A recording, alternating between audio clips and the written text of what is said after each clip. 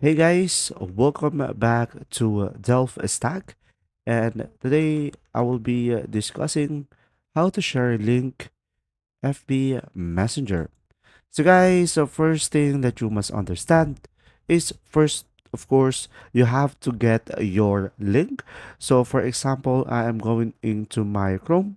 Now, from here on my Chrome, for example, I am going to send my friend a link of the channel. So I can just simply tap on the link at the top and you will have the copy icon beside the share icon over here. So go ahead and copy it. Now, once you have copied it, you will just simply go ahead and open up the Messenger application into your device.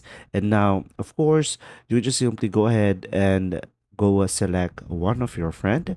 Now, in order for you to share them the link of your preferred link, you could just simply tap on the message, hold it, and you will have the paste icon over here, and you can just simply send it to your friend.